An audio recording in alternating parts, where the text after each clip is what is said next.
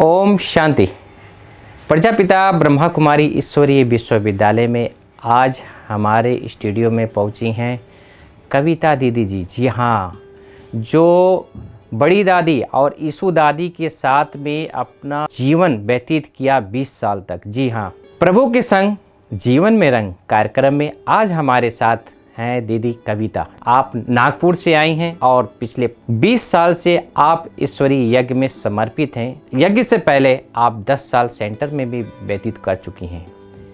करीब 40 सालों से ज्ञान में चल रही हैं। जब ये 7 साल की थी तब बाबा के यज्ञ में बाबा के घर मधुबन में आई थी।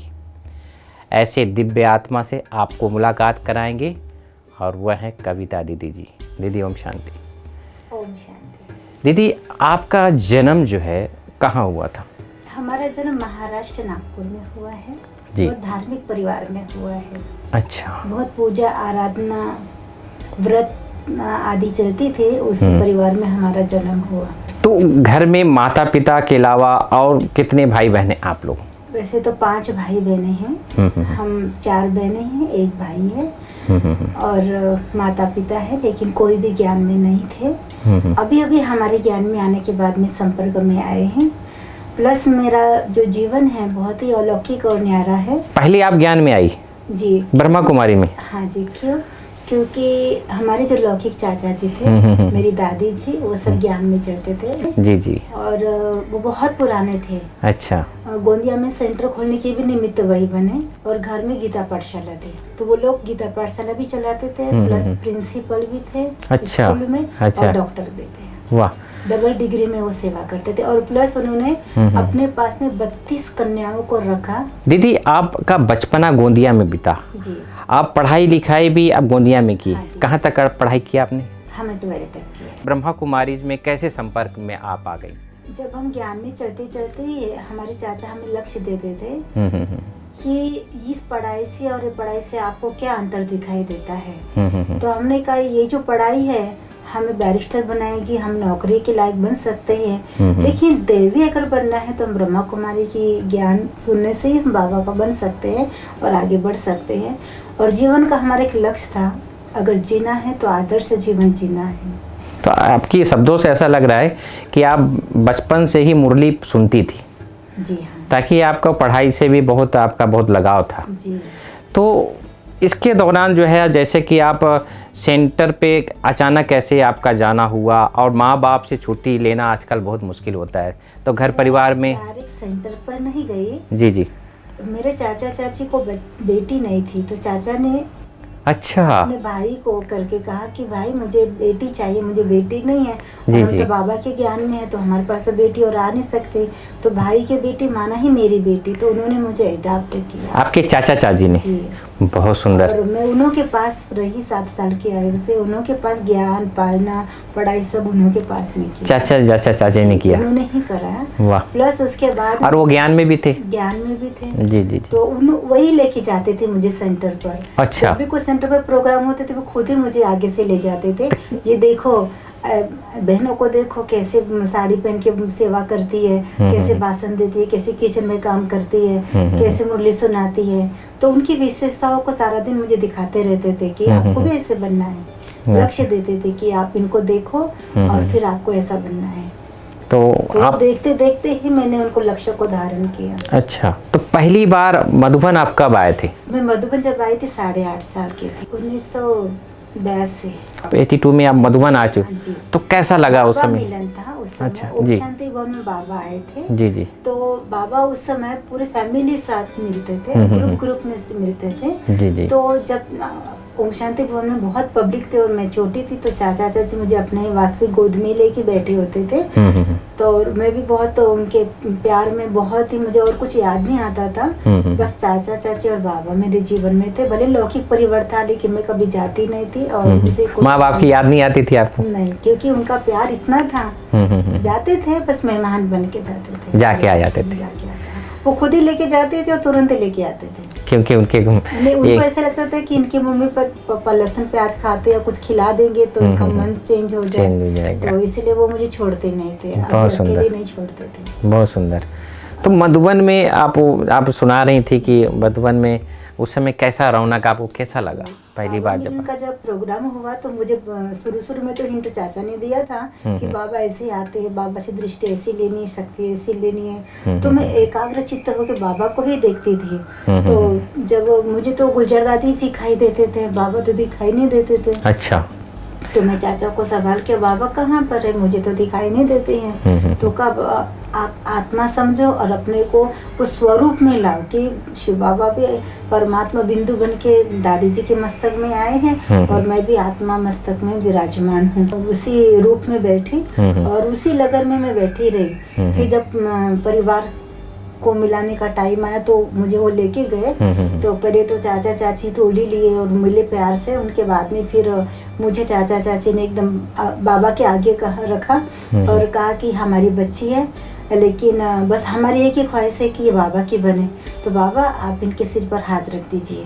तो बाबा ने क्या कहा आपको देख के? तो बाबा ने उस समय बहुत प्यार से मुझे बहुत दृष्टि दी और ऐसे अपने बाहों में लिया। अच्छा। और बाहों में लेके बाबा ने ऐसे सर पर हाथ घुमाते हुए कहा, बच्ची तो बाबा की गोद में आ गई है, अभी आपकी बच्ची तो नहीं रही, ये तो बाबा की हो गई। फिर बाबा ने कहा आप चिंता नहीं करो, ये ब्रह्मा कुमारी बने, ये है ही ब्रह्मा कुमारी, यज्ञ की आत्मा है, यज्ञ नहीं रहेगी। हाल के बीच में इतने लोगों के सामने आपको बाबा ने इतना प्यार दुलार, तो आपको कैसा लगा वो? उसमें तो बहुत छोटी थी मैं। हाँ। तो ऐसा लगा जैसे दादा दादी प्यार करते हैं अपने गोद में लेके। जी जी जी जी। तो उस प्रकार का अंदर ये भावना नहीं थी कि भगवान इनके तन में आया हुआ है? वो भावना थी, भगवान ये थी। हाँ, अच्छा। बचपन से सुनती आई थी। अच्छा अच्छा। तो भावना थी कि बाबा से मिली, बाबा से मिली, बाबा ने मुझे प्यार किया। क्योंकि आज भी वो स्मृति मुझे अच्छी तरह से याद है। लेकिन आप जब अपने चाचा चाची के पास गोद में गए तो क्या आपने? उन्होंने कहा कि अब तुम बाबा की बन के ना बाबा के सेंटर पर जाओगे। मैंने कहा जहाँ आप कहेंगे मैं वहाँ जाऊंगी, बस हमारा एक ही संकल्प है, आप बाबा के बन जाओ। तो मैंने कहा मैं आपका संकल्प जरूर पूरा करूंगी। अच्छा। उसी समय मैंने निश्चय किया और उनसे प्रॉमिस किया कि मैं आपका सपना जरूर पूरा करूंगी। उनके पास तो फिर 13 साल की आयु तक रही। अच्छा। 13 साल की आयु में हमारी बुआ इंचार्ज है नागपुर में ही, वो मुझे अपने पास लेके ऐसे फैमिली टाइप लेके गई। तो ले चलते ऐसे घुमाने के लिए। लेकिन जैसे वहाँ गई तो जैसे मुझे मुरली सुनाने को कहा, 13 साल की मैं मुरली सुनाती थी। पहले हमको साड़ी नहीं आती थी, हम व्हाइट फ्रॉक पहन के मुरली सुनाते थे घर में। क्योंकि हमारे घर जो अभी भी क्लास चलती 70-80 लोग रेगुलर होते हैं। अच्छा जी।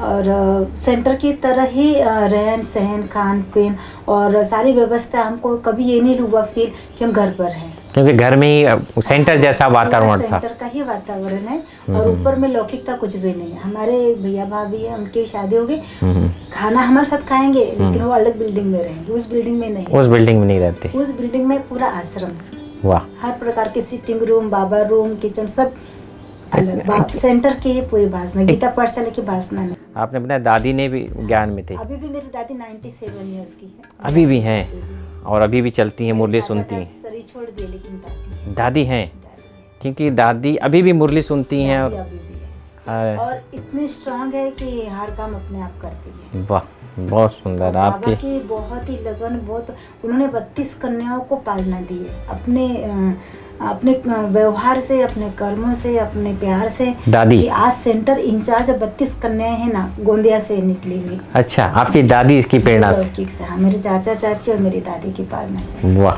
बहुत सुंदर। उन्होंने सब दादियों को ही दिए हैं। दर्शकों, जिस प्रकार से आज दीदी कविता हमें सुना रही हैं कि कहते हैं कि मुरली से प्यार माना मुरलीधर से प्यार। जब हमारा मुरलीधर से प्यार जुड़ जाता है तो ऑटोमेटिक हमारी आयु बढ़ जाती है और जीवन निरोगी काया बन जाता है। तो ऐसे ही आज इनके वक्तव्य में हमें मिल रहा है कि जीवन कैसे प्रभु के अर्पण होता है और कैसे हमारी आयु बढ़ती है। वह आप सुना रही थी कि आप एक कितनी कन्याओं को उन्होंने समर्पित किया।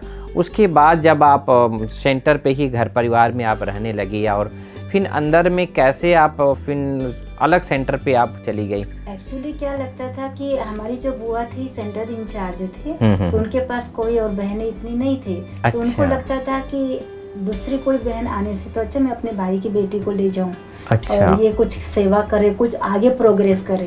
तो जैसे मैं पहले दिन से ही गई तो उन्होंने इतना पालना और इतना प्यार दिया। पहले दिन ही मुझे दूसरे दिन कहा कि आपको मुरली सुनानी है, साड़ी पहना के खुद ही उन्होंने तैयार किया और कहा आप तो वैसे भी मुरली सुनाती हो। तो मैंने कहा जी हाँ आप मुरली सुना। तो क्लास के भाई बहनों को भी बहुत अच्छा लगा और उसी दिन से मुझे उन्होंने टीचर की उपमा दे दी और मैं रेगुलर मुरली सुनाती थी और कोर्स भी करती थी। अच्छा, धीरे धीरे सब तो जो भी वहाँ आते थे स्टूडेंट उनको कोर्स भी आप कराती थी।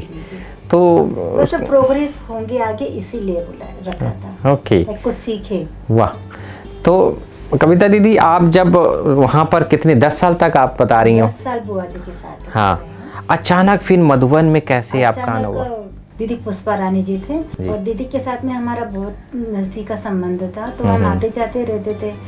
और प्लस उसके बाद में ये होता था कि दीदी जब भी हम दीदी के साथ में आते थे ना तो दीदी हमें दादियों से मिलाती थी। अच्छा जी, तो पार्टी लेकर के हम बहुत आते थे मधुबन में। मैं अकाउंट की सेवा लेके आती, पार्टी लेके आती थी। 5-6 बार तो मेरा आना हो ही जाता था। अच्छा। उसके बाद में पश्चाताप जब मैं पार्टी लेकर के दीदी ने मुझे भेजा कि आप पार्टी घुमा के मधुबन से शिविर वालों को ज्ञान सरोवर लेके जाओ, तो मैं लेके आई। 9 टीचर्स थे एजुकेशन विंग के। ये कब की बात है?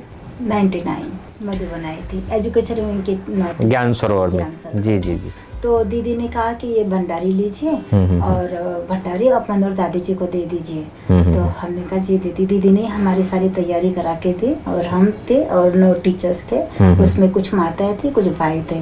तो उनके साथ तो हम आए और दूसरे ही दिन जैसे सबको अकोमोडेशन वगैरह सब कुछ मिल गया। सुबह मॉर्निंग 9:30 बजे का समय था। तो हमने सोचा कि जो भंडारी है दीदी ने दिया है वो हम दादी जी को दे जाएंगे। तो हम ज्ञान सरोवर में दादी कॉटेज में गए और जैसे दादी के पास में गए तो दादी जी सिटिंग रूम में नहीं थे, अंदर किचन में थे। अच्छा। तो हमने दीदी को कहा दीदी दादी जी हैं। तो कहा आप दादी से मिलने आए हो? मैंने कहा जी। तो मैंने कहा मुझे सेवा देने के लिए मैं आई हूँ। तो भाग दीदी ने मुझे अंदर बुलाते हुए कहा सेवाधारी बन के कब रहेंगे? तो मैंने कहा दीदी जी ने हमें सेवा दिया है वही देने के लिए आए। तो उन्होंने डायरेक्ट किचन में बुलाया और दादी जी साथ में नाश्ता भी कर रहे थे और वो नाश्ता बना रहे थे। तो दादी जी ने बहुत प्यार से अपने पास मुझे बिठाया, कहा आओ बैठो। तो मैंने कहा दादी जी आप नाश्ता कर लीजिए, मैं बाहर बैठती हूँ, आपका नाश्ता जब हो जाएगा तब मैं आपसे मिलती हूँ। दादी ने कहा नहीं ऐसे नहीं, आप आइए और आप बैठिए। तो दादी ने अपने बाजू में बिठाया और दादी नाश्ता कर रही थी। तो दादी ने अपने हाथों से अपने थाली से एक गिट्टी मुझे खिलाई।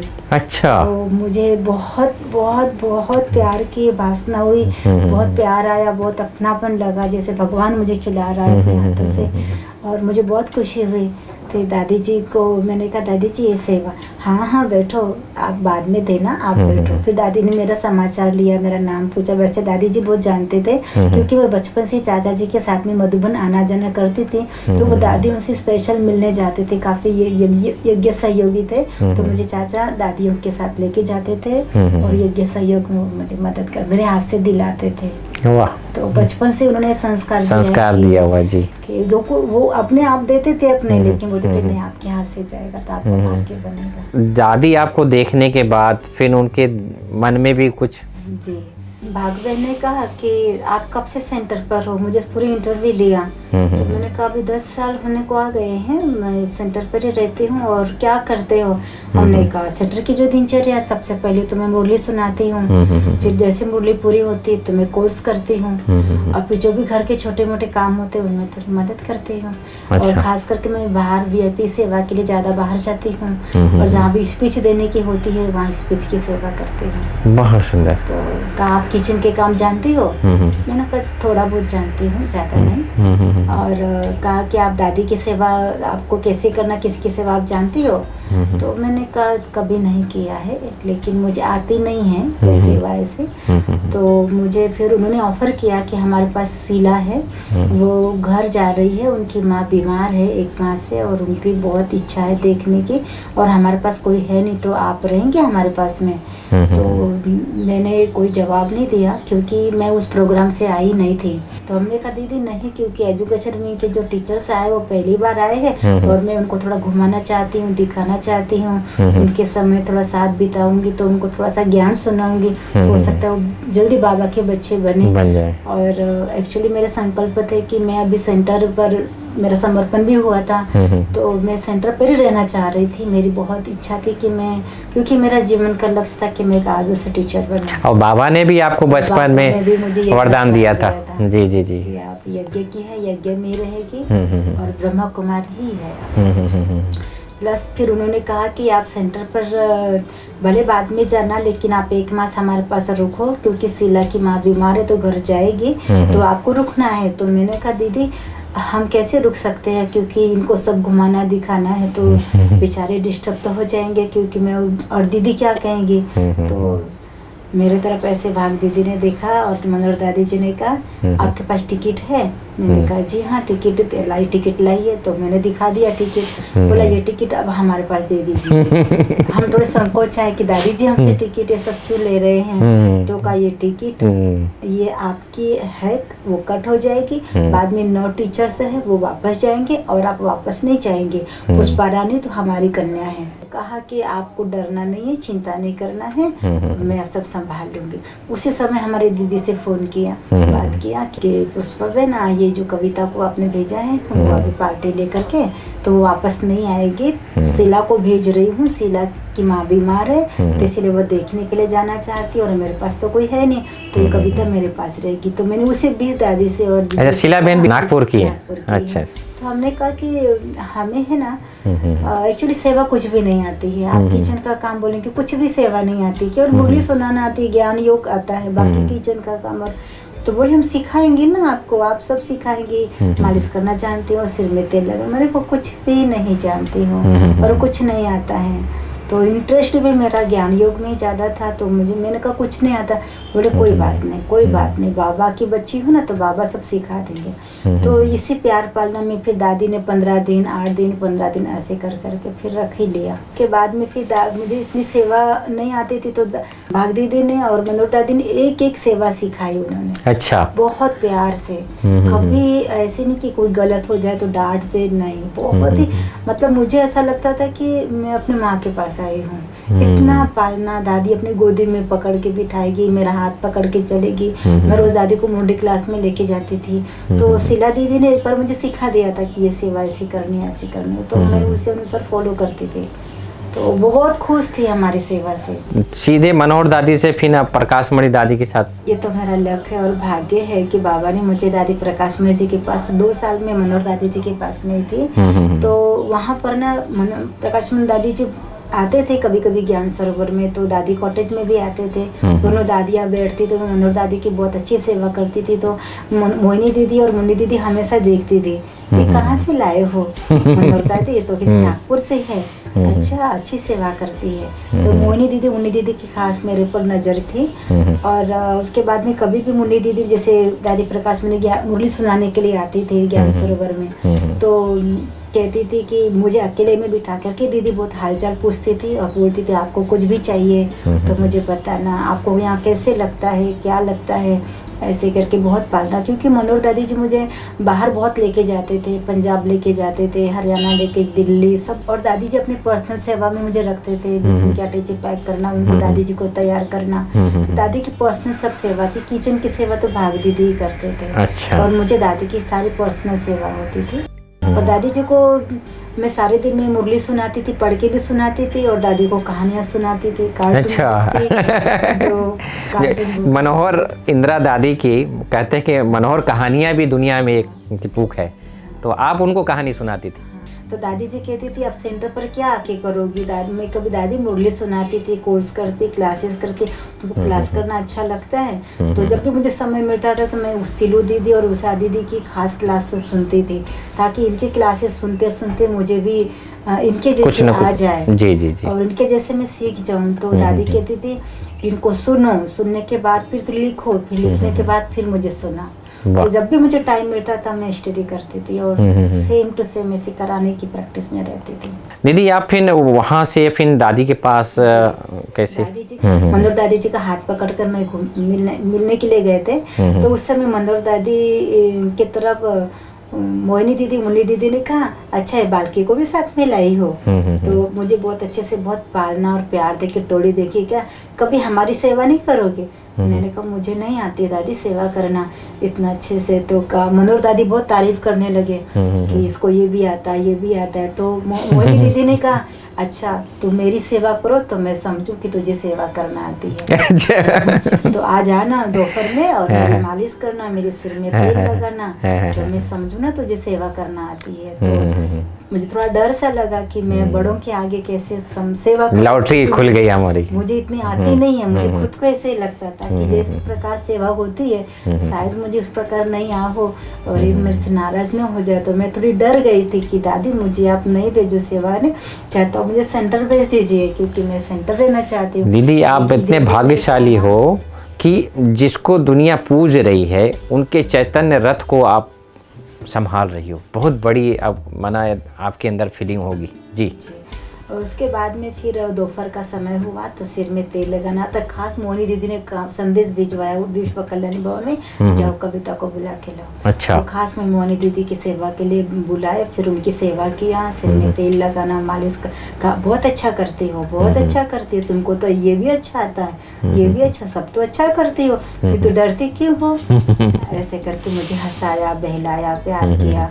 फिर आप यहाँ रुको, फिर मुन्नी दीदी की भी सेवा की, आपकी दादी के पास भी ले। तो जब प्रकाश मणि दादी जी से मुझे फर्स्ट टाइम बहुत ही नजदीक से मिलाया तो दादी एकदम ऐसे गोद में लेते बच्चों को इस तरह से अपने बाहों में लिया और कहा कि तुम मनोहर की सेवा करती हो। मैंने कहा जी दादी जी। बड़ी दादी प्रकाश मणि जी ने कहा अच्छा। मुझे तुम किसकी सेवा में करती हो? हाँ। तुम मनोहर दादी की सेवा। मैंने कहा जी दादी जी। हाँ। तो कहा कि मेरी सेवा करोगे?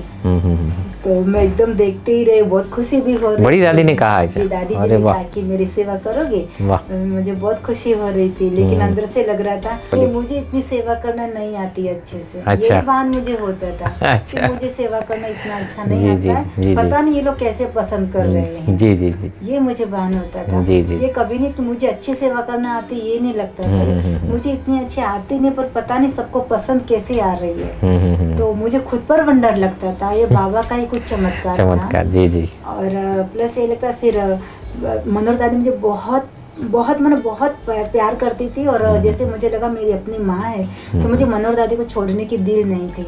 और मैंने भी जब मनोहर दादी को इतना प्यार मिला था, जी जी। 2 साल उनके साथ रही, तो दादी जी ने मुझे सवाल किया तुझे सब बुला रहे तुम जाएगी? मैंने कहा नहीं दादी। तो दादी ने मुझे ऐसी गोद में पकड़ लिया। अच्छा। दादी ने कहा मुझे छोड़ के तो नहीं जाओगी? मैंने कहा दादी आपके पास ही रहूंगी, अगर रहना है, नहीं तो फिर आप मुझे सेंटर भेज दीजिए। यहाँ तो मुझे बहुत डर लगता है और मैं नहीं रह पाऊंगी ऐसे करके, क्योंकि बड़ों के साथ इतना रहे नहीं और अचानक एकदम ऑफर आया तो हिम्मत नहीं हो रही थी। तो हमने कहा नहीं दादी मुझे सेंटर भेज दीजिए, क्योंकि ये बहुत अच्छा सेंटर है हमारा और मैं वहाँ मेरी बहुत अच्छी प्रोग्रेस है। यहाँ तो मुझे कोर्स करने बोलने सुनाने कुछ नहीं मिलता है, वहाँ तो मेरी बहुत अच्छी प्रोग्रेस होती है और मुझे कुछ नया नया सीखने मिलता है, क्योंकि मैं झांकी के प्रोग्राम भी काफी करती थी और दिवाली के प्रोग्राम, राखी, क्रिएटिव माइंड था आपका, और हर प्रोग्राम मैं सेट करती थी और VIP सेवा भी मैं खुद ही आगे से करती थी और पार्टी भी ले आती थी। तो मेरी बुआ ने जैसे मेरे पर जिम्मेवारी सब छोड़ दिया था और वो एक निमित्त थी लेकिन संभालते आप थे। जी जी जी। तो सारा दिन में बिजी होती थी और गीता पाठशाला बहुत थी तो उसमें चक्कर लगाती थी। जी जी।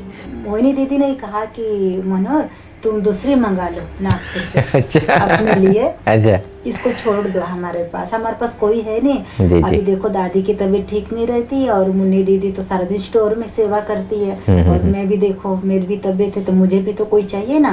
तो ठीक है आप इनको छोड़ दो, आप दूसरी मंगा लीजिए। तो उस समय मनोहर दादी को और भाग दीदी को अच्छा नहीं लगा। उस समय पर थोड़ा सा उनको फ्रीज हुआ, क्योंकि हमने बुलाया, हमने रखा, पालना दिया, सिखाया, उसके बाद एकदम से कोई बोले कि आप मुझे दे दो करके, तो उनको थोड़ा फिर मुझे भी बहुत फील हुआ और इतनी खुशी नहीं हुई।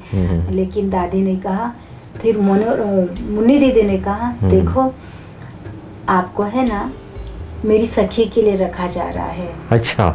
दादी तो बड़ी दादी को सखी कहती थी ना। देखो बड़ी दादी माना सखी है, बड़ी बहन है, उनको मैं ना नहीं कर सकती। भले मुझे जरूरत है, आप बहुत अच्छी सेवा करते हो, बहुत प्यार है, लेकिन फिर भी दादी ने ऑफर किया तो मैं ना नहीं कर सकती। पापा ने हमेशा हाजी का पाठ पढ़ाया है, तो आप भले जाओ, तो बड़े प्यार से भेजा। क्योंकि ऑफर बड़ी दादी ने आपको बोला। जी जी जी जी। जो छोड़ के गए दादी विश्व कल्याण से मेरे कपड़े आदि सब मैं उधर लेके गई, तो अंदर से थोड़ा सा दुख भी और रोना भी आया कि मैं दादी को कैसे छोड़ जाऊं। लेकिन दादी ने कहा नहीं, 7 साल दादी प्रकाश मणि 2001 से लेके 2007 तक। जी जी। तो दादी के साथ आप जो इतनी बहुत मीठी यादें आपने, थोड़ा साझा करें कि दादी के साथ आपने क्या क्या आपने प्रेरणा ली थी बड़ी दादी के साथ रह के। दादी जी के साथ में जैसे आई वहाँ पर सेवा के लिए, पहले दिन से ही मुझे सारी जिम्मेवारी दीदी ने समझा दिया कि देखो आप तो वहाँ सेवा करते ही हो, आपको तो पता ही होगी दादी की सेवा कैसी होती है। मैंने कहा जी दीदी मैं जानती हूँ, लेकिन फिर भी आप मुझे यहाँ की सेवा, हर एक के अपने अपने विचार होते, अपनी सेवा कराने का तरीका होता है, तो आप यहाँ भी मुझे समझा दीजिए। तो दीदी ने ऐसे ही मुझे सारी सेवाएं समझा दी। और दादी पहले दिन से सिर में तेल लगाना, चाहे मालिश, चाहे दादी का स्नान करना, दादी को साड़ी पहनाना, चोटी बनाना, सारा श्रृंगार करना, पहले दिन से ही मुझे सौंप दिया था। अंदर में आपको खुशी भी होती होगी, तो मैं तो चैतन्य ठाकुर की सजावट कर रहा हूँ। मैं हमेशा समझती थी सारी जड़ मूर्तियों को, मेरी लौकिक घर में मैंने देखा, मेरी मम्मी नवदा भक्ति करती थी, तो सारे दिन मंदिर में मूर्तियों को स्नान कराना, उनको धुलाना, उसके बाद में उनको भोजन कराना, उनको सुलाना, ये सब करती रहती थी। तो मैं देखती थी, तो वो संकल्प, इस जड़ मूर्ति के लिए कितना टाइम गवाते हैं, और मुझे तो चैतन्य देवी के पास आई हूँ, तो मेरी भावना जो अंदर की थी बहुत ही विशाल थी और बहुत ही सुखदायी थी कि मैं देवी की सेवा। इसीलिए दादी ने भी आपको सेलेक्ट करके अपने पास रख दिया। जी जी जी जी। बहुत सुंदर। तो जाने ही नहीं दिया। 7 साल तक मैं 24 घंटा कंटिन्यू सेवा में दादी जी की रही। प्लस उसी बीच में मुझे मुन्नी दीदी की सेवा भी थी, प्लस सब सेवा। मुन्नी दीदी की 13 साल सेवा किया, दादी जाने के बाद भी। अच्छा। दादी प्रकाश मणि जी अव्यक्त होने के बाद भी उनकी सेवा थी। अच्छा। मुन्नी दीदी की भी, तीनों की सेवा। एकोमोडेशन चेंज हो गया तो फिर दीदी की सेवा थोड़ा रह गई फिर। साथ दी थी सारी सेवा। हाँ, उसके 2007 के बाद जब दादी शरीर छोड़ दिया, तो मोनी दीदी की सेवा इतनी नहीं थी मेरे पास, क्योंकि फिर बाद में उनकी तबीयत ज्यादा खराब थी, दादी प्रकाश मणि जी की, तो पूरी सेवा मेरे को दादी की सेवा थी। तो फिर मोहिनी बहन के लिए हमने सविता बहन को बुला लिया था नागपुर से। अच्छा। तो उसके बाद में मुन्नी दीदी की सेवा थी, तो उसके लिए हमने 6 मास पहले ही मैंने शालिनी बहन को नागपुर से बुला लिया था, तो वो थोड़ा मुन्नी दीदी की सेवा सिखा दिया था। तो शालिनी बहन उस समय आए, को हमने बुलाए थे 2006 में। जी जी जी। उनको नवंबर में बुलाए थे, तो 6 मास दादी की सेवा उन्होंने भी किया, तो दीदी की सेवा सब सिखाती है। प्लस उसके बाद में जब पूरी सेवा फिर मेरे को दादी प्रकाश मणि की थी। अच्छा जी। तो लास्ट में जो आपने दादी का झलक देखा होगा, उस समय कैसा उनका रूप था? एक बार की झलक में आपको अनुभव सुना। दादी के पास आए मुझे 6 मास ही हुए थे, और हमारे घर में नवरात्र करते बहुत धूमधाम से, गोंदिया में भी बहुत पूजा होती है अच्छे से, और देवी की बहुत ही आराधना और भक्ति होती है। तो मेरे घर से फोन आते थे कि यहाँ जो अष्टमी है और बहुत देवी की पूजा होगी, आप आएंगे देखने के लिए देवी के, हम घूमने जा रहे हैं। तो मुझे भी अंदर से लगता था काश मैं भी वहाँ होती तो मैं उनके साथ देखने जाती थी। ऐसा करके उस दिन भर मुझे संकल्प आते रहे। लेकिन इसी संकल्पों के साथ मैं रात में दादी जी को जब देखने लगी, और दादी जी को देखते देखते मैं सोई, तो अमृत वेला एकदम से मुझे वो स्वप्न आया कि आप जिनके साथ रहते हो वही साक्षात मूल देवी है, जिनकी ये पूजा करते हैं। वो तो भान था ही कि ये साक्षात देवी यही है। लेकिन जैसे दादी जी को मैंने सुबह के 6:30 बजे थे, दादी को स्नान करने के बाद में मैं ड्रेसिंग के आगे बिठाया, दादी को चेयर पर ऐसे बिठा दिया, और दादी के पाँव जो है अपने हाथ में लिया, और वो पाँव को मैं धीरे से पोंछती थी पानी, और फिर पाउडर लगाती थी। तो जैसे उनका हाथ पाँव अपने हाथ रुई की तरह था, रुई की तरह हल्का लगा और इतना सॉफ्ट लगा। तो जैसे मेरे हाथ में पाँव रखा और मैं से पाँव पोंछते पोंछते दादी जी की तरफ देखने लगी, दादी की दृष्टि को तरफ देखने लगी। तो दादी जी एकदम देखते ही देखते बहुत पावरफुल उनका चेहरा हो गया। और हमारा कमरा तो बंद था, दादी जी के कमरे में मैं थी और दादी जी थे, हम 2 ही थे और कोई नहीं था। तो देखते ही देखते कमरा बहुत पावरफुल वाइब्रेशन होने गए और ऐसा लगा जैसे कोई बहुत शक्तिशाली वाइब्रेशन वहाँ पर आ गए। और दादी जी को देखते ही देखते मेरे आंखों से एकदम आंसू निकलने लगे। और आंसू निकलते निकलते दादी को संपूर्ण रूप आ गया। जैसे दादी तैयार भी नहीं थे, फिर भी मैंने देखा दादी के रूप में दादी को ताज लगा है, दादी के अंदर मालाएं पड़ी है, दादी पूरी सजी सजाई मूर्त के रूप में। फिर दादी जी ने ऐसे हाथ रखा, जैसे ऐसे हाथ किया, मैंने आंखें बंद करके दोबारा देखा दादी को, तो दादी जैसे मैंने मंदिर में मूर्ति के रूप में देखा था कि रत्न जड़ी ताज से सजी हुई दिव्य मूर्ति है, तो उसी प्रकार दादी जी का ऐसा हंसता था। और हाथों से मुझे ऐसा लगा मैं नीचे बैठी हूँ और सारी शक्तियाँ मुझे दादी प्रदान कर रही है, दृष्टि दे रही है। और पूरी चैतन्य मूर्ति साक्षात्कार जो हुआ, दुर्गा देवी का, जय लक्ष्मी का कहो, मुझे वो रूप दादी का विराट रूप का हुआ, वो मैं कभी जिंदगी में भूल नहीं सकती। उस समय दादी जी ने शक्ति दे करके बहुत कुछ नहीं बोला, लेकिन बस ऐसी दृष्टि देती रही, स्माइल किया और सिर पर से ऐसे हाथ घुमाया। मैं ऐसे दादी की गोदी में जाके सिर रख दिया, चिपक गई और वो कब अपने आप में लोप हो गए। और बाद में मैं देख रही उनके तरफ, तो दादी जैसे मैंने बिठाई थी साथ में ऐसे आ गए आप। दादी जी ऐसे ही बैठे थे। तो दादी जी ने कहा, कविता क्या हुआ, क्या सोच रही हो, उठो उठो उठो, मुझे तैयार करो, क्लास में जाना है ना, मुरली सुनाने। तो ऐसे दादी मेरे को, जब मैं उठी वहाँ से, दादी जी के पाँव को नीचे रखा, चप्पल पहनाया, मुड़े पर रखा, तो मुझे सूझी नहीं आ रही। मैं चारों तरफ देख रही हूँ, देवी थी नहीं यहाँ, क्योंकि वो शक्ति से भरपूर हो गया था शरीर। यहाँ तो देवी थी, दादी सजी से ये सबका। ऐसा लगा जैसे मैं सपने से जागी हूँ, सपना देख करके आई हूँ, ऐसा करके। और इतना करंट पावरफुल था अंदर में, अंतर की इतनी खुशी थी कि मुझे बहुत कुछ प्राप्ति हो गई आज। तो मैं दादी को तैयार कर रही हूँ, चोटी बना रही हूँ, लेकिन वही नशा, वही बात। तो दादी जी कहती, क्या हो रहा है, क्या? तो मैं कुछ भी नहीं बोल पा रही हूँ। दादी ने कहा, बहुत खुश हो, बहुत अच्छा लगा तुमको, बाबा ने मिला, दादी मिली, अच्छा अब तुम इसी में खुश नहीं रहना, ये सब भूल जाना और बाबा को याद करना। अच्छा, ऐसे शब्द बड़ी दादी ने कहा। दादी जी ने मुझे बोला, वाह, क्योंकि बोला ये याद करने से तुमको बाबा याद नहीं। एक साक्षात्कार था आपने किया, और उसके बाद जो है लास्ट शब्द उन्होंने कहा कि ये सब भूल जाना, बाबा को याद करना। बहुत सुंदर। वास्तविक हुआ ना, मैं बाबा को तो कभी भूल ही नहीं, पर वो सीन भी मैं कभी भूल नहीं सकती हूँ। सही बात, क्योंकि जैसे वो एकदम, आज भी योग में बैठती हूँ तो दादियों को देखती हूँ तो वो स्वरूप मेरे नजरों में आज भी आता है। बहुत सुंदर। कविता दीदी, आप 7 साल तक आप दादी के साथ में आप रहे और लास्ट संपूर्ण स्वरूप भी आपने देखा है, तो फिर उसके बाद अचानक फिर ईशु दादी के पास कैसे? एक्चुअली क्या हुआ था, दादी ने सब शरीर छोड़ा, क्योंकि दादी जी इतना प्यार करते थे कि मैंने तो फोटो भी बहुत निकाल के रखी हूँ। हर कोई फोटो जब देखते थे, मेरे परिवार वाले कहते थे जैसे आपने दादी से ही जन्म लिया है। इस तरह दादी का प्यार था, पाला। दादी को मैं अपने हाथों से खाना खिलाती थी, तो जैसे दादी को मैं खाना खिलाऊंगी तो दादी भी अपने थाली से उठा के मुझे अपने हाथों से, बड़ी दादी जी, अरे वाह, दादी को मैं 7 साल अपने हाथों से खाना खिलाया, तो दादी भी अपने हाथों से मुझे खाना खिलाएगी। हम साथ में चाय पीते थे। दादी की जब चाय आएगी, तुम चाय नहीं पिएगी, मैं कभी चाय पीना नहीं जानती थी। मनोहर दादी जी ने ज्ञान सरोवर में अपने हाथों से चाय पीना सिखाया, तो वो चाय में, तो जैसे दादी की चाय की बोलेगी, इनके भी लाओ चाय, तो मेरे लिए भी चाय भाई लोग आके रखेंगे टेबल पर, तो मैं दादी को चाय पिलाऊंगी, बिस्किट खिलाऊंगी, तो दादी मुझे भी चाय बिस्किट ऑफर करेगी, खिलाएगी। बना एक सखी जैसा आपको। सखी, मुझे कभी ये नहीं लगा इतनी बड़ी दादी है और मैं इतनी छोटी सी नहीं, सखी है हमारी। बहुत प्यार, और इतना प्यार कि दादी स्नान भी करे तो तुझे ही तैयार करना, मेरे सिवा किसी से दादी तैयार नहीं हुई 7 सालों में। मुन्नी दीदी खुद कहती, जो करना सिर्फ कविता करेगी और कोई नहीं करेगा।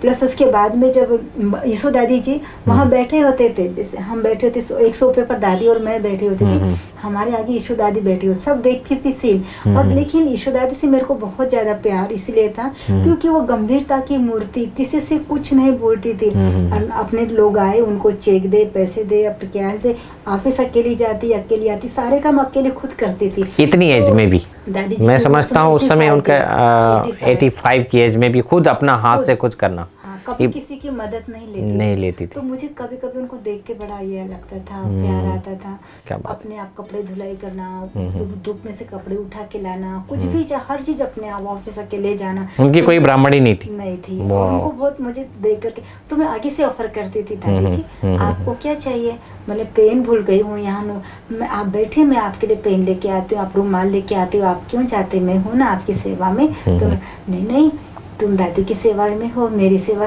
मैंने कहा दादी आप भी तो मेरे लिए दादी हो, बड़े दादी हो, तो मैं आपकी सेवा कर सकती हूँ। तो कुछ भी लोग छोटी मोटी सेवा करती रहती थी, तो दादी को भी विशेष मेरे से थोड़ा स्नेह तो हो ही गया था और मुझे भी था। तो जैसे दादी प्रकाश मणि ने शरीर छोड़ा तो दादी के प्यार में मैं सारा दिन रोती रहती थी और कहीं मन नहीं लगता था।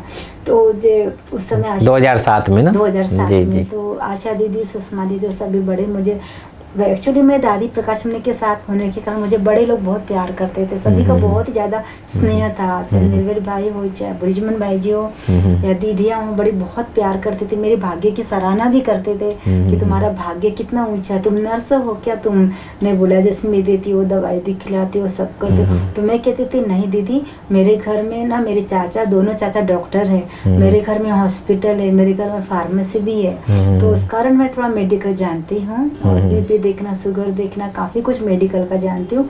नर्स का काम काफी कुछ मैं जानती हूँ, इसलिए वो मुझ सेवा कर लेती हूँ। बाकी मैं नर्स या डॉक्टर नहीं हूँ। तो सभी की बहुत प्यार मिलती थी।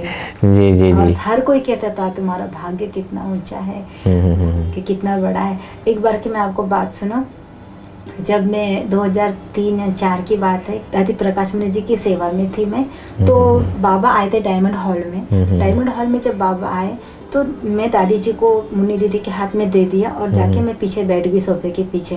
तो जैसे मैं बैठी तो थोड़ी देर के बाद में भाई लोग बुलाने आए, आपको आगे बुला रही, मुन्नी दीदी बुला रही, दादी बुला रही। जैसे मैं गई तो पीछे से दादी के पास में गई, आगे आओ आगे आओ। तो मुन्नी दीदी ने, मोहनी दीदी, सबने मुझे आगे किया।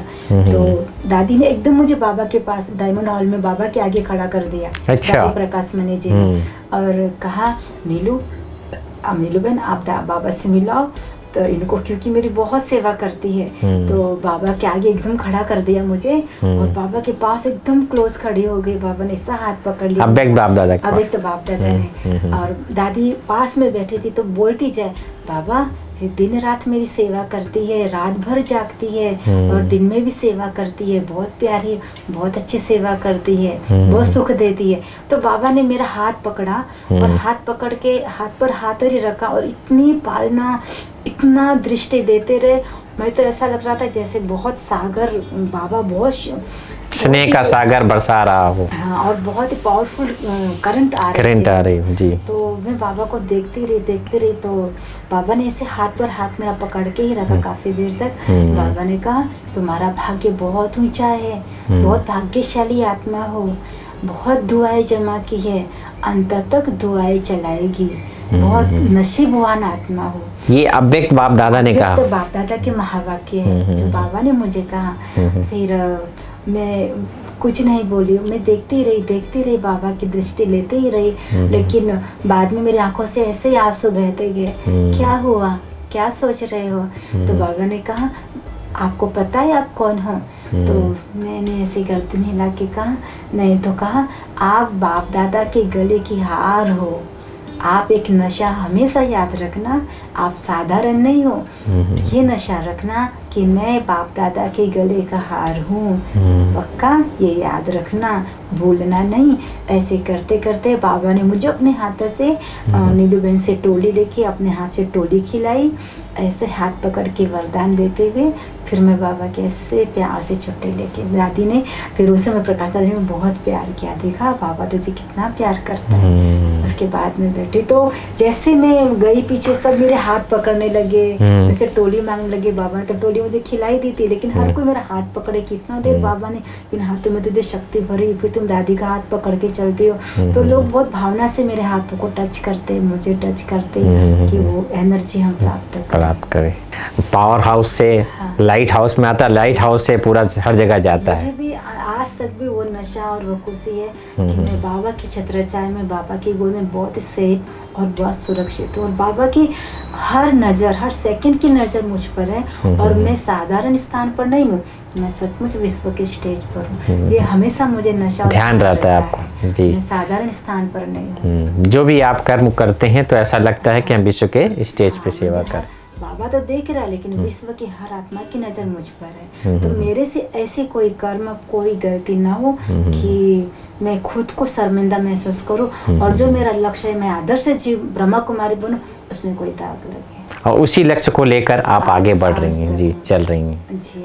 और ईशु दादी जी की सेवा का अनुभव सुनाना चाहूँगी। जैसे 2007 में दादी जी चले गए, तो मैं बहुत उदास होती थी और रोती रहती थी। बहुत दिल होता था कि अब भले प्यार पालना मिलता था, लेकिन जो दादी जी से था, तो इसके कारण मुझे हमेशा, क्योंकि दिल्ली में काफ़ी जाती थी मनोहर दादी जी के साथ में, तो आशा दीदी जी का भी बहुत प्यार था। तो कहती थी अच्छा दिल्ली चलेंगे, हमारे साथ रहेंगी, बताऊंगी। तो उन्होंने डाइनिंग में जाके, मोहिनी दीदी मुनि भोजन पर बैठे थे दोपहर के समय, उन्होंने फोन ऐसे कहा कि कविता की भी दिल है और मैं भी चाहती हूँ मेरे पास आए, तो अच्छी कन्या है, सेवा अच्छा करती है, टीचर क्वालिटी है। उन्होंने ये कहा मुझे, आप टीचर क्वालिटी है। तो मैंने कहा जी दीदी, मैं भी वही लक्ष्य से जीती हूँ।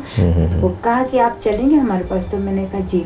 तो जैसे बात रखा उन्होंने डाइनिंग में, तो जैसे ईशु दादी ने कहा क्यों जाएगी हमें छोड़कर, हम भी तो बुजुर्ग हो गए, हमें भी तो सेवादारी चाहिए ना।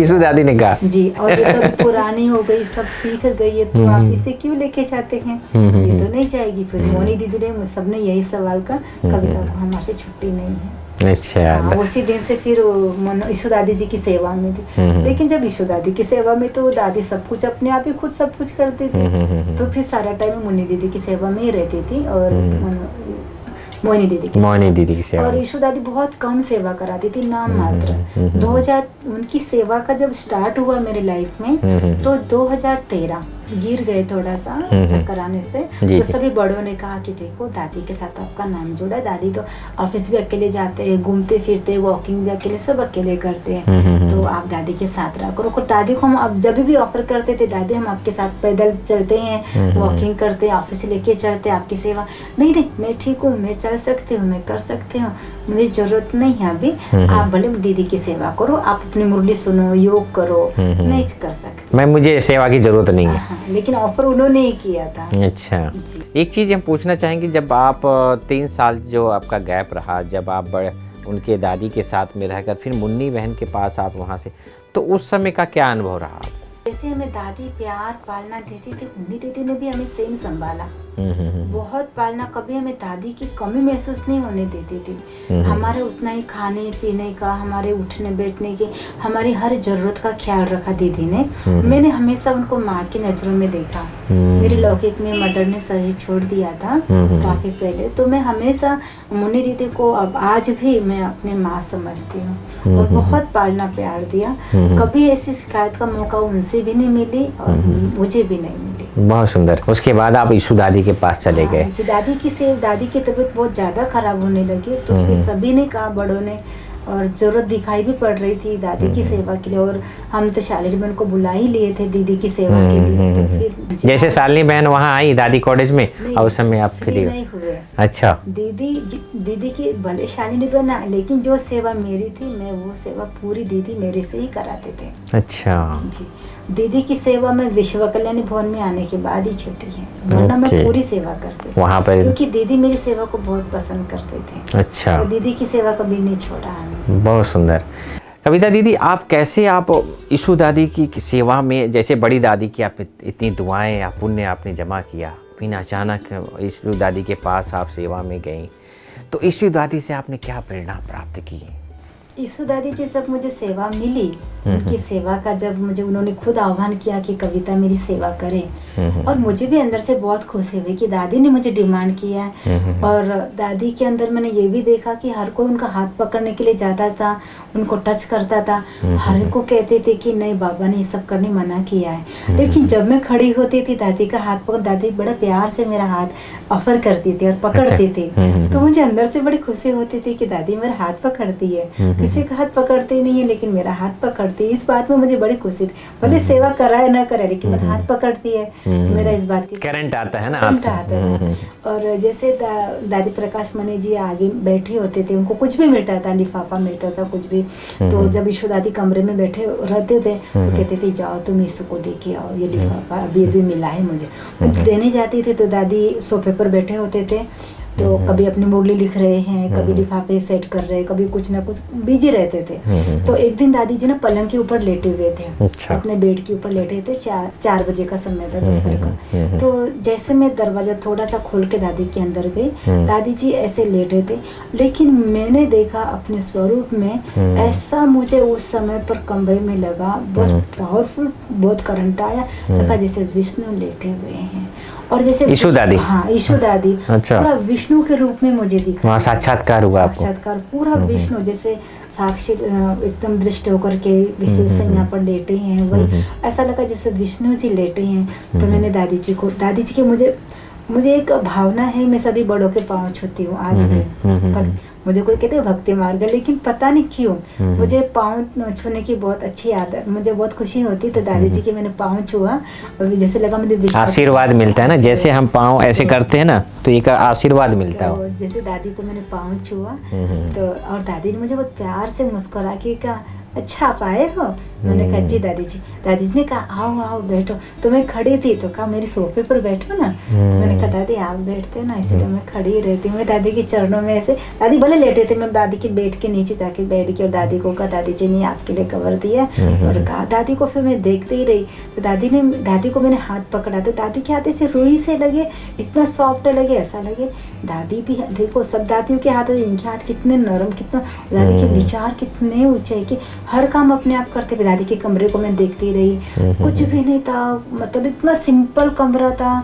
तो मैं कहा दादी आपके कमरे में तो कुछ भी नहीं है, बाबा है ना, देखो बाबा है, बाबा का फोटो लगा हुआ था, बस एक बाबा का कमरा था और बाकी कुछ नहीं, इतना सिंपल था। मैंने कहा हाँ दादी बहुत अच्छा प्यारा बाबा है, तुम भी तो अच्छे हो ना। मैंने कहा हाँ आप भी अच्छी, दादी भी अच्छी, हम सब अच्छे। ऐसे करके फिर मैं चली गई। लेकिन वो जो स्मृति थी कि दादी मुझे विष्णु के रूप में दिखे और आज भी मैं उनको विष्णु के रूप में उनकी सेवा करती हूँ, क्योंकि पहला साक्षात्कार आपको हुआ। जी जी, ये सब बाबा ने सेवा दी है, करता भी बाबा है, एक शरीर निमित्त हमारा है। तो आज भी मैं 20 साल से मेरा अनुभव है, मैं रोज अमृत वेला करके ही सोती हूँ, फिर 5:30 बजे उठती हूँ सुबह मॉर्निंग, गुड मॉर्निंग, और मैं अमृत वेला अच्छे से ही करती हूँ। दादी की सेवा भी करती हूँ, अमृत वेला भी करती हूँ, फिर सोती हूँ 5:30 बजे तक। उसके बाद 5:30 की दवाई खिला के दादी जी को स्नान पर लेके जाती हूँ, या पहले मैं खुद करती हूँ या दादी को पहले करती हूँ, उसके बाद में फिर स्टार्ट शुरू। कविता दीदी ये बताओ कि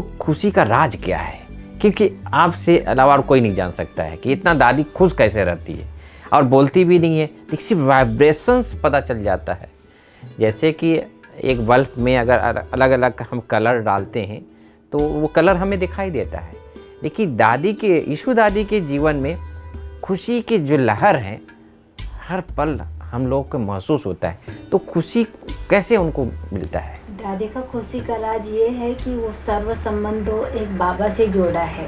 पर दादी को एक मैंने नज़दीक से देखा है कि दादी कभी भी किसी से कोई बात शेयर नहीं करती है, चाहे कोई भी बात हो, वो सारा दिन बाबा से कनेक्ट रहती है, शिव बाबा से पूरा ब्रह्मा बाबा से, ब्रह्मा बाबा के साथ रहे हैं। तो वो बाबा से मुरली 3 बारी पढ़ती है। अच्छा। और मुरली 3 बारी पढ़ के मुरली के बीच में से मैं सेवा करते करते बीच में से उनके पास आके पूछती हूँ दादी कहाँ तक आए, मुरली कहाँ तक पढ़ी, अच्छा बाबा क्या कह रहे हैं, बाबा ने क्या कहा आज, बाबा ने आप सुनाइए। तो सुनाती है, बड़े उमंग से सुनाती है। बाबा ने कहा किसी की भी निंदा नहीं करना, हाँ बाबा की याद में रहना, उससे तुम विकर्म जमा होते हैं, उससे तुम पाप बढ़ता है। किसी की बात इधर से उधर नहीं करना, क्योंकि बाबा कहते हैं कथनी करनी समान नहीं होती है तो भाग्य नहीं बनता है। इसीलिए एक बाबा। दूसरी बात दादी एक हमें सुनाती है, चाहे कुछ भी हो जाए मेरा तो एक शिव बाबा, इसी नशे में रहना है। और दादी को मैंने एक देखा, जब भी अमृत वेला दादी आज भी करते हैं, लेकिन ऐसा लगता है ट्रांसलेट हमारे रूम में है। जैसे दादी जब बाबा को प्यार करती है और ऐसा हाथ रखा वो फोटो हमारे पास में, तो कहती है बाबा मुझे बुला रहे, देखो बाबा मुझे बुला रहे, बाबा बुला रहे, बाबा मुझे देख रहे, मुझे देख रहे। और बाबा मेरे पास, देखो देखो कहाँ है बाबा, पता है बाबा मेरे दिल में है। और ऐसा दादी बोलती है सारा दिन बाबा मेरे दिल में है। तो मैं मजाक में छेड़ूंगी, दादी बताओ तो आपकी दिल कहाँ पर है? तो कहती नहीं, दिल मैंने बाबा को दे दी है ना, दिल तुमको कैसे दिखाऊं? दिल में बाबा को रखा है, दिल मैंने बाबा को दे दिया, तुमको कैसे दिखाऊं? जी जी जी जी। मैंने कहा अब देखो हनुमान है ना, राम और सीता को सीना चीर के दिखाता है, देखो मेरे दिल में राम और सीता। तो जैसे आप भी दिखाओ हमको। कहती नहीं, बाबा ने दिल में छुपा के रखा है, डिब्बी में रखा है, हमने दिखाएंगे जी। इतनी खुश इसीलिए रहती है। कभी भी दादी ने हर एक की विशेषता देखती है, चाहे हमारे पास काम करने वाली माता हो, चाहे सेवाधारी भाई बहन हो, हर एक की विशेषता देके गुणगान करती। कभी भी जैसे सफाई करने वाली आएगी तो कहेगी इनको देखो मुस्कुराती है, कितना प्यारी है, कितना अच्छा, आओ आओ बाबा के बच्चे हो ना, ये टोली खाओ। जिसको सेवाधारी माता आती है, माता जी बहुत अच्छी सेवा किया, कितना हर्षित है, देखो बाबा याद है, बाबा की बुढ़ी सुनी, बहुत अच्छा। ऐसे कर कर के हर एक की उनकी खुशी के वाइब्रेशन ही सबको भाते हैं और वही वाइब्रेशन सबको नजर आते हैं। दर्शकों कहते हैं कि जैसा हमारा नज़रिया होते हैं वैसा हमारे नज़ारे होते हैं। तो दादी के जीवन में सदा नज़ारे खुशी के होते हैं और उनको देखने वाला भी खुश रहता है। क्यों? क्योंकि अंदर में खुशी के वो वाइब्रेशंस हैं, भरे हुए हैं कि जो पाना था सो पा लिया। दीदी, आप अपनी स्थिति को निर्विघ्न बनाने के लिए क्या ऐसा विधि अपनाती हैं कि हम सदा बाबा के और दादी के बन के रहें, किसी प्रकार का मन में किसी प्रकार का निर्विकल्प समाधि में हम स्थित रहें? जब मैं अमृत वेला खास करके बैठती हूँ तो बाबा से मैं एक ही संकल्प लेके बैठती हूँ, मैं बाबा के, बाबा मेरा, बाबा मैं आपकी हूँ, बस आपकी थी हूँ और आपकी ही रहूँगी, और आप सिर्फ मेरे हो। और आप जो भी मुझे शिक्षा देते हो, मुरली सुनाते हो, मुरली की हर पॉइंट्स मेरे लिए हैं, क्योंकि मैं ये समझती हूँ बाबा मेरे लिए आया है। इतनी बड़ी पत्र 4 पेज मुरली की होती है, तो एक एक शब्द को मैं अपने में धारण करूं और हमेशा ये समझूं कि मैं विश्व के स्टेज पर हूँ, मैं एक टीचर हूँ, और मुझे अन्य आत्माएं जो भी मिलते हैं उनकी मुझे दुआएं लेनी है, उनकी प्यार से सेवा करनी है। हर एक आत्मा के प्रति मेरी बड़ी शुभ भावना रहती है, और मैं नहीं चाहती हूँ कि मेरे हाथ से ऐसे कोई भी संकल्प हो, विकल्प, किसी को दुख मिले या किसी को संकल्प मात्र भी मेरे से हानि पहुँचे। और निर्विघ्न की, इसलिए मैं हमेशा निर्विघ्न भी हूँ और निर्विघ्न ही रहती हूँ, क्योंकि मैं उठते ही मैं मास्टर सर्वशक्तिवान हूँ। ये सोमान लेते हैं आप? मैं 7 बार सोमान लेती हूँ। तो 7 बार मैं महान आत्मा हूँ, मैं पवित्र आत्मा हूँ। मैं 7 सोमान अमृत वेले ही लेती हूँ। अच्छा। 3 से लेके 3:30 के बीच में मैं अमृत वेला करती हूँ। 7 सोमान में अमृत वेले ही लेती हूँ। और सोमान लेने के बाद में मैं हमेशा बाबा को, मैं विघ्न विनाशक नहीं हूँ, मैं निर्विघ्न आत्मा हूँ। निर्विघ्न आत्मा हूँ, तो विघ्न कभी भी टच नहीं करता मुझे भी। और एक बात मैं बाबा को हमेशा कहती हूँ, बाबा मैं आपकी गोदी में हूँ, सेफ हूँ, सुरक्षित हूँ। और हमेशा एक ओरा को मैं अपने में अनुभव करती हूँ कि जैसे हम देखते कृष्ण के आगे चारों तरफ लाइट का कोरा होता है, तो मैं हमेशा अपने पर एक ओरा को महसूस करती हूँ कि मैं एक गुफा में हूँ, एक ओरा में हूँ, एक शक्ति के इसमें हूँ कि मैं सुरक्षित हूँ, सेफ हूँ, और मुझे किसी प्रकार का कोई समस्या आ ही नहीं सकता, क्योंकि बाबा है। बाबा ने कहा है कि जब भी हाजिर करो, दिल से कहो मेरा बाबा, तो मैं आ जाती हूँ। तो मैं सेकंड में दादी जी के लिए भी, अपने लिए भी, किसी भी जरूरत के लिए, बाबा आप ही करते हो, बाबा आप ही करेंगे। और एक अनुभव ये कि 20 साल से मैं सेवा करते हुए भी मैंने आज तक कभी एक दिन भी सेवा से छुट्टी नहीं ली, कभी रेस्ट नहीं ली, और कभी बड़ों से ये नहीं कहा कि आज मेरा सिर दर्द है, कुछ तकलीफ है तो मैं छुट्टी लेती हूँ। मैंने कहा नहीं, क्यों? कि मैं बाबा की बच्ची हूँ, बाबा की गोद में रहती हूँ, तो मुझे कभी कुछ हो ही नहीं सकता। सही बात है। और ये मुझे अपसेंट क्यों लगे कि एक टाइम पे मैं सेवा मिस करूँ बाबा की सेवा में, क्योंकि मेरा जीवन विश्व कल्याण के लिए हुआ है। एक मेरा मिनट भी विश्व के कल्याण में सफल होना चाहिए, न कि मैं अपने पर्सनल के लिए। जब मैं 3 घंटा शाम को 2-3 घंटा में सोती हूँ तो मैं दादी जी के पास में ही सोती हूँ और बाबा को बोल के सोती हूँ, बाबा मैं आपकी गोदी में सोती हूँ, लेकिन आपके बच्चे की रक्षा आप करना चाहिए। और जब भी जरूरत पड़े तो मैं आवाज दे के उठ एक बाबा को बता के आप। हाँ, मैं बाबा को बता के सोती हूँ कि बाबा मैं आपकी गोदी में सोती हूँ, लेकिन आपके बच्चे को छोड़ के, लेकिन जब भी कोई तकलीफ हो तो आप मुझे जगह दीजिए। बाबा आपको जगह भी देता है, समय पर जगह देते हैं जी। मैं बहुत छोटी थी, मतलब 7 साल की तो ज्ञान में आ गई थी, 8.5 साल या 8 साल की बात होगी वो। तो हमारे चाचा चाची ना, नियम था उनका, क्योंकि 3:30 बजे अमृत वेला करके 5 बजे क्लास में तैयार होके आएंगे। 5 से लेके 6 तक हमारी क्लास चलती थी, क्योंकि वहाँ पर जहाँ जिस शहर में मैं होती थी बहुत क्वालिफाइड एरिया था, अभी भी बहुत अच्छी एरिया में हमारा। इतना सुबह सुबह सब आ जाते थे? सब 80 लोग, तो 80 लोग अभी भी 5 बजे क्लास में आते। 5 से 5:30 योग होता है और 5:30 मुरली शुरू हो जाती, चाहे कोई आवे चाहे ना आवे। अच्छा। चाहे कोई भी दिन आपको 6:30 में 6:30 के बाद अगर आप देखेंगे 80 लोग हैं, लेकिन एक भी नहीं मिलेगा। अच्छा। चाहे माता हो चाहे भाई हो, 6:30 आपको क्लास कंप्लीट मिलेगी। अगर होंगे भी तो जिसको कोर्स करना न्यू है वो लोग होंगे और दूसरे नहीं होंगे मुरली क्लास वाले। तो बचपन से हमारे वो आदत डाल दी थी। और जब मैं अमृत वेला, तो मुझे क्या होता है पता ही नहीं। जो ब्रह्मा बाबा को देखती थी तो उन्होंने मुझे सिखाया था बचपन में, चाचा चाची कि ये कौन है? ये तुम्हारे दादाजी है। तो मैं ब्रह्मा बाबा को बचपन से दादाजी अभी भी मानती हूँ और हमेशा ही दादाजी के रूप में ही देखती हूँ। अभी भी मैं तपस्या धाम में बीच बीच में समय निकलता है तो मैं बैठती हूँ। तपस्या धाम मुझे बहुत प्रिय है। कल भी जाके बैठी, मुझे ऐसी वासना होती है, वहाँ बैठती हूँ कि बाबा मुझे देख रहे हैं, बाबा मुझे कुछ कह रहे हैं कि बच्ची और सेवा करना है, तुझे और सेवा करना है, और सेवा करके अपनी स्थिति बनाना, विश्व का सेवा और कुछ नवीनता करनी और कुछ बाबा कुछ नई नई प्रेरणा देने के लिए मुझे ऐसी भावना आती कि मैं कुछ करूँ। लेकिन दादी जी की सेवा में इतना व्यस्त होती हूँ तो मैं अपने लिए कुछ नहीं। आपका बचपन का भी कुछ लक्ष्य था? लक्ष्य तो मेरा ये था कि अगर मैं जीना है तो बहुत ही अच्छे कार्य के लिए जीना है, कुछ करना है तो कुछ अच्छा कार्य करना है। कुछ समाज सेविका बन जाती हूँ, क्योंकि समाज सेविका में गरीब लोगों की सेवा, अनाथ लोगों की सेवा होती है। गरीबों को दुख बहुत होते हैं तो उनके दुख में शामिल होना, उनकी सेवा करना बहुत पसंद था मुझे। जो बूढ़े लोग हैं उनकी सेवा करना, बुजुर्गों की, तो समाज सेविका बनने की आदत थी। और मेरा जीवन ऐसा हो कि प्रेरणादायी हो। ये बचपन से ही लक्ष्य था आपका? मेरा जीवन खुद के लिए नहीं हो, लेकिन मेरा जीवन दूसरों के लिए प्रेरणादायक हो।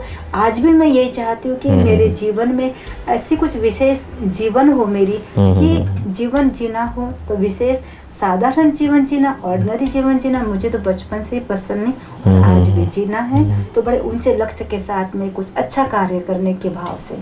एक बार जब अमृत वेले, जब चाचा चाची हमेशा योग में जाके बैठ जाते थे, तो एक बार मेरी ऐसी, एक हमारा बेडरूम था तो उसमें हमारी 3 बेड होती थी, चाचा चाची।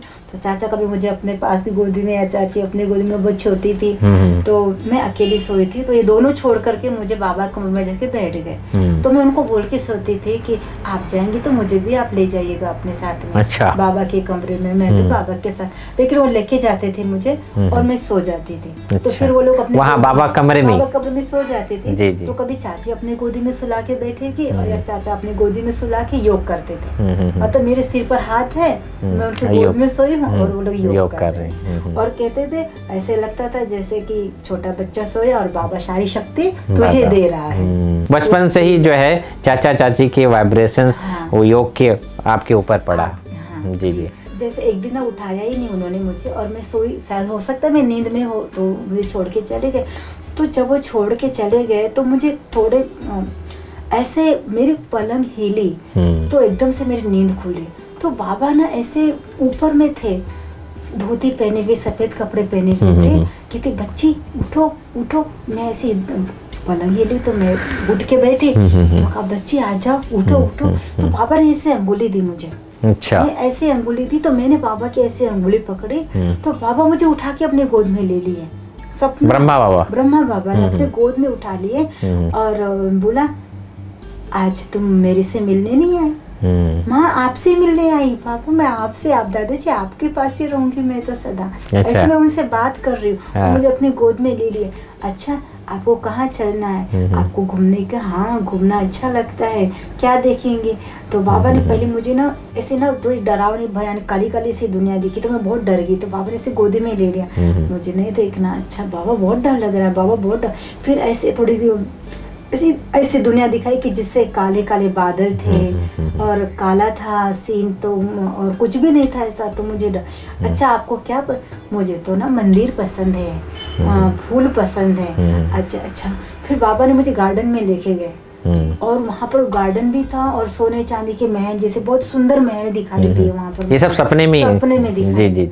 सुंदर महल थे ऐसे पीले पीले, सोना था क्या वो तो मुझे उस समय है पर मुझे ऐसे आज लगता है कि वो सोने के ही मंदिर होंगे, रत्न जड़ित ताज वगैरह। सतयुग में ले गए बाबा जी। और इतने गार्डन थे, फूल इतने सुंदर थे, बहुत ही अच्छे थे। तो मैं बाबा को देख के बहुत खुश हो गई। बाबा ये तो फूल, दादाजी बोलती थी दादाजी फूल तो बहुत पसंद है। अच्छा आपको चाहिए? मैंने कहा हाँ मुझे चाहिए। क्या करेंगे? वो चाचा चाची है ना दादाजी आपके पास रखते हैं, वहाँ रखेंगे फोटो में। तो कहा अच्छा। तो मैं बाबा ने मुझे गोदी से नीचे उतारा तो मैं नीचे उतर के, फ्रॉक थी मेरी वाइट फ्रॉक, मैं तोड़ के फ्रॉक में सारे जमा कर ली, बहुत सारे फूल जमा कर ली। बाबा के पास लेके मैंने बहुत सारे फूल तोड़े। बाबा अब तो बहुत अच्छा। तो बाबा बहुत खुश हो। अच्छा अभी ये क्या करूँगी? मैं तो चाचा को देंगे, फिर वो देवी के मंदिर में रखते हैं और पूजा भी करते, दादाजी के फोटो के आगे रखेंगे ना तो हम।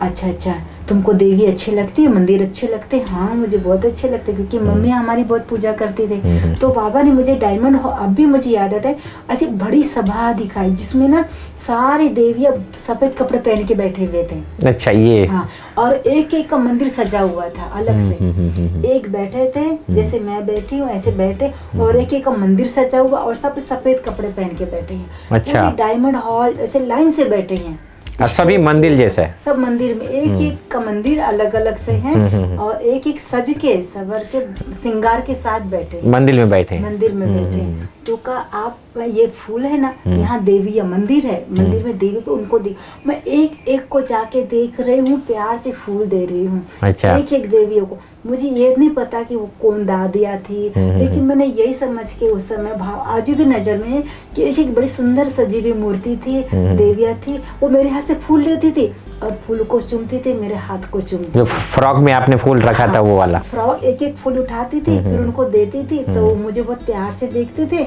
मेरे हाथ से फूल लेते थे, मेरे हाथ को चूमते थे और मुझे ऐसे देखते थे। फिर मैं पूरा करके फिर दूसरे मंदिर में जाती थी, उनको भी फूल देती थी, वो मेरे हाथ को चूमते थे और मुझे प्यार से देख करके ऐसे ऐसे करके। तो मैं सारी स्टेज पर सबको देखी आई, सबको देखे। उसके बाद में रिटर्न जब आई तो बाबा नहीं थे, बाबा चले। अच्छा फूल आपने जब बांट के सबको आप आगे रिटर्न बाबा के पास दादाजी का तो थे ही नहीं। जब मैं दादाजी इधर देख रही हूँ तो तब मेरा सपना खुल गया। आपको बहुत मीठा अनुभव आपका ये, माना एक प्रकार से बचपन में ही एक प्रकार से बाबा ने आपको सब कुछ दिखा दिया। मैं ये सपना में अपने चाचा चाचू के दिखाया, सारा बोला तो कहा देवी कौन थी वहाँ पर, कौन सी देवी थी पता? मैंने कहा लेकिन बाबा ने कैसे, बाबा मुझे देवियों के पास छोड़ के चले गए, बाबा मुझे छोड़ के चले गए, लेके तो गए लेकिन वापस नहीं लाए छोड़ के। तो आज मैं वो सीन महसूस करती हूँ, ये चैतन्य देवियाँ ही हैं, चैतन्य देवियों के लिए। इसीलिए मुझे लाइफ में 3 दादियाँ मिली, मनोहरी इंदिरा दादी जी मिले, दादी प्रकाश मुनि जी मिले और ईश्वर दादी जी और मोनी दीदी, मुन्नी दीदी, 5 आत्माओं की सेवा मिली।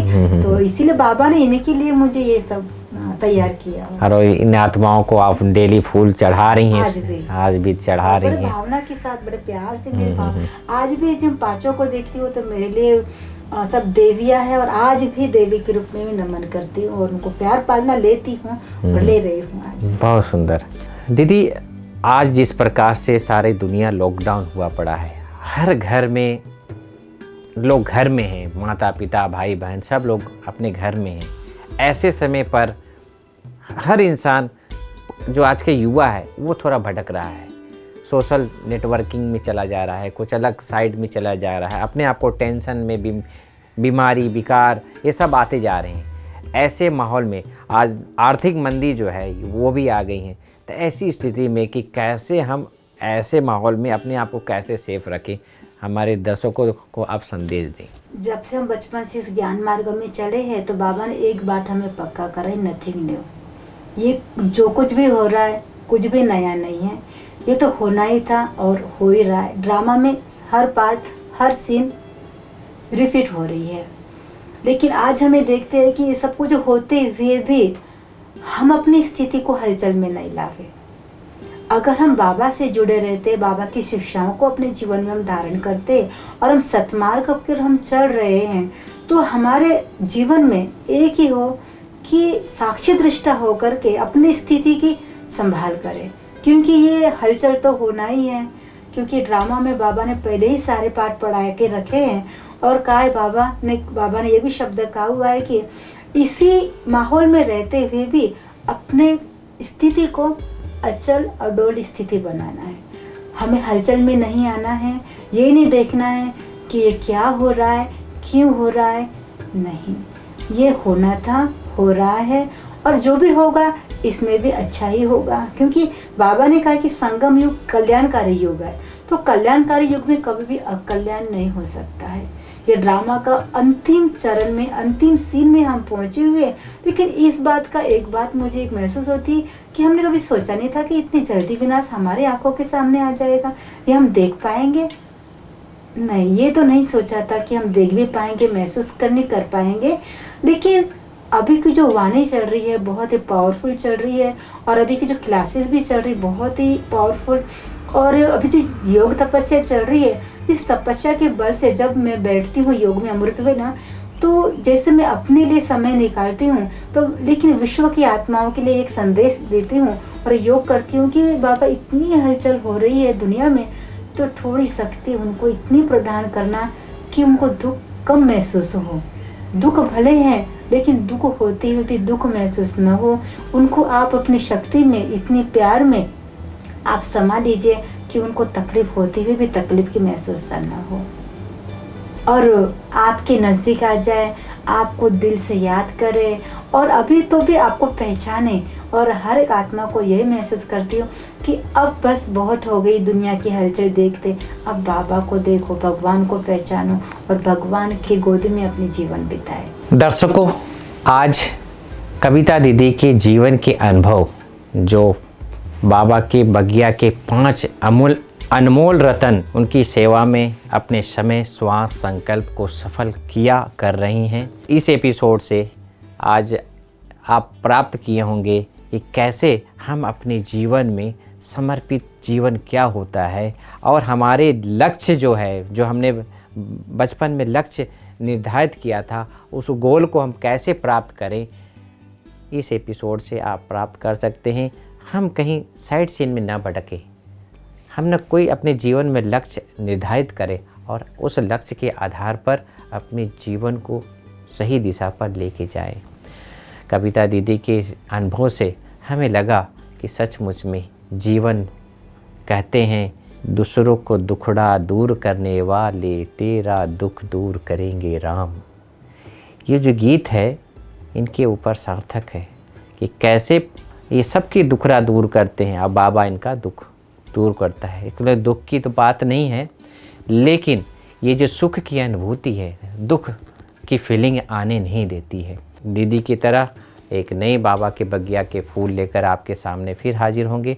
तब तक के लिए ओम शांति, ओम शांति।